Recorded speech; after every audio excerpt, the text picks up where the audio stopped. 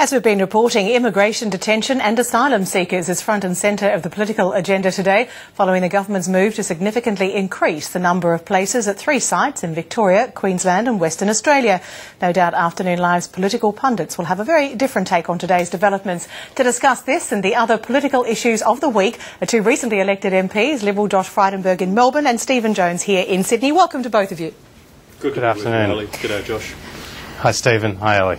Stephen, if I can start with you, more accommodation for asylum seekers. Will these new beds satisfy demand, and for how long? Well, it's a prudent move, Ali, to ensure that the current facilities, which are near their capacity, aren't overstretched, and that we are able to accommodate the people who are currently here onshore seeking asylum in a proper and humane way.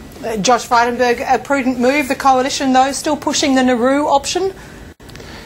We certainly are. This is a graphic illustration of Labor's failure to stop the boats. If Julia Gillard had picked up the phone to Nauru and set up an offshore processing centre there, we just wouldn't have people coming in the numbers that they are. And the obstinance on the other side is amazing. And now that Kevin Rudd is Foreign Minister, and with primary responsibility for securing offshore processing, we know that he's not in favour of offshore processing, so the debacle will continue, Ali. Stephen Jones, have you... Josh calls it obstinance, we call it honouring our international agreements, and Nauru, not a signatory to the UNHCR Convention, East Timor is, and that's why our favoured side is East Timor. Well, I guess that is about a question of how long is East Timor going to take you to get up and running, if indeed you can get up and running, and given the rate of boat arrivals at the moment, is the problem not pressing? Let's deal with the latter issue first. The rate of boat arrivals, seasonal, when the passages between Australia and the departure countries, the weather is more favourable, then you see a seasonal increase. That's the time of year we're going through at the moment, but we hope through a combination of our policies. Yes, a part of the policy is the offshore processing in East Timor will assist in reducing the flow of people smuggling. Action in the destination countries, action here on shore. We need a multifaceted approach, and any that's what we're committed to. Within the party, though, of where those East Timorese negotiations are actually at the moment, or how long they might take? Fair go. We've just sworn in our new ministry. It is a high order priority for us. I would not expect that it would be concluded by the end of the week, though. Josh, fair point. What about the end of the term? I mean, that's not even going to happen then, and we're going to be back where we started.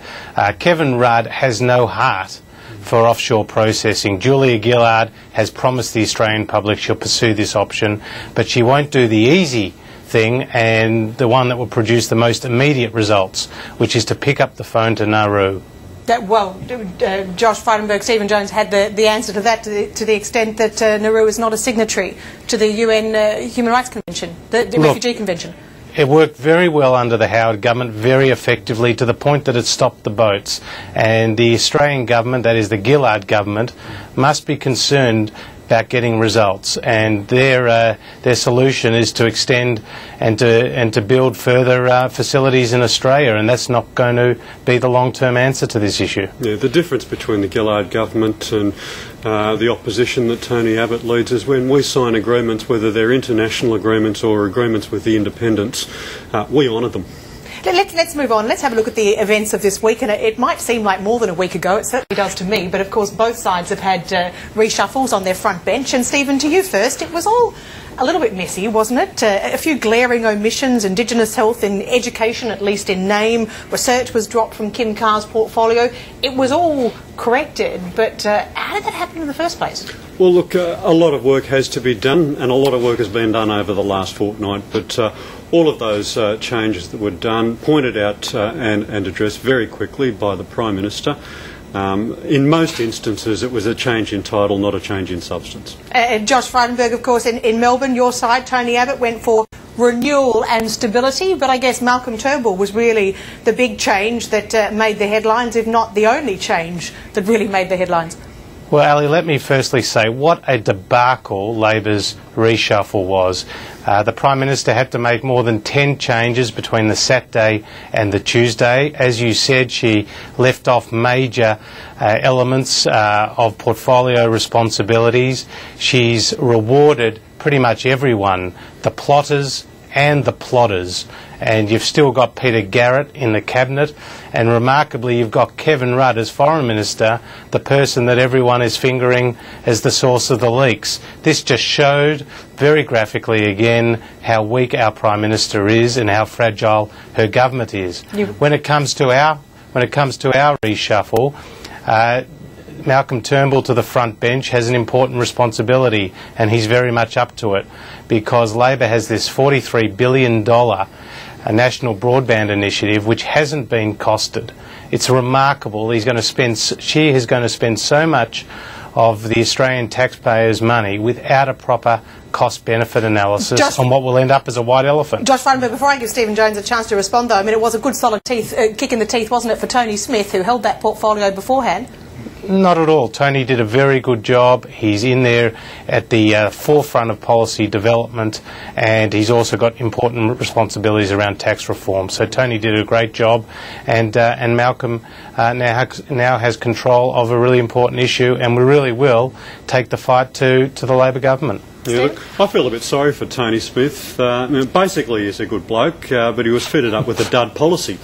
After the election, instead of dumping the policy, they dumped the poor bloke who had to sell it throughout the election. Well, is Malcolm Turnbull a far more vigorous fighter on that front? Well, it won't matter how good Malcolm Turnbull is, it won't matter how good he is, he's selling a dud policy, and you can't help but be a little bit suspicious about what Tony Abbott's motives are. Has he set his biggest competitor up? Has he set him up to fail? And I think he has. Do you see NBN now as a real centre point for debate, as a real battleground between the two? Well, I think it's one of the most important nation-building projects that we are going to introduce over the next 3 years, critical to regional Australia, critical to the economic future of this country, and I can't for the life of me explain why Tony Abbott doesn't do the right thing here and dump his second-rate, carrier pigeon, jam tins and string broadband policy and get on board with what Tony Windsor has identified as the only way to go. Do it right. Do it once and do it with fibre. That's what he said. Josh Frydenberg? I'll tell you exactly why we'll continue with our very sound policy, and that's because it's costed. $43 billion of taxpayers' money on this white elephant is a gross waste of the use the expression white elephant, Josh. The only basis on which the NBN will be a white elephant is if people stop using the internet and if they stop using their phones, because the old copper wire network which you are trying to prop up, copper wire network which you are trying to prop up, is going to be switched off. It's going to be switched off. Ali, let me just communication is going to be over fibre optic cable. Ali, let me just say that the speed of take-up of wireless in this country is 10 times that of the speed of take-up of fixed broadband. And so this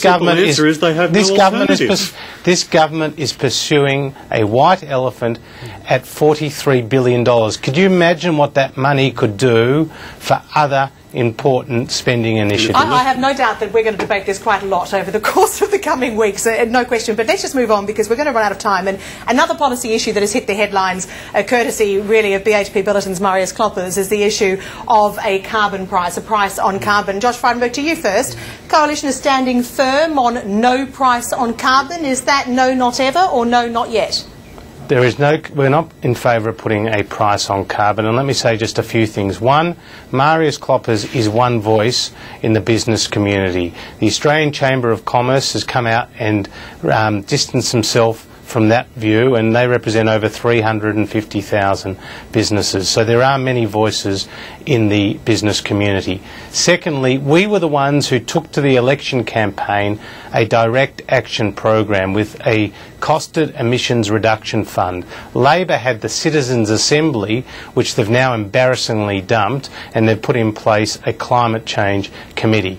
And third, we've seen a major backflip from Prime Minister Gillard over the last 24 hours. She went to the election alley saying that no government that she leads, these are her words, no government that she leads will put a price on carbon and put a carbon tax in place. Now, after Marius Klopper's comments, she's saying she won't rule anything in or out. This is a major backflip in which she's gone against her election promise. She did say no carbon tax before the election. Everything changed on the 21st of August except Josh's rhetoric and the rhetoric and everything changed on the 21st of August. The coalition. Now, there we have it, Ali, a great quote. We went into the last election saying we believed, unlike the opposition, we believe that climate change is real. We believe that the best approach to dealing with climate change is through an emissions trading scheme which puts a price on carbon emissions. But what changed between the no carbon tax and now not ruling it in, not ruling it out? Well, the whole makeup of the Parliament has changed, the makeup of the Senate is going to change, and we have to work with the cards that have been dealt with us.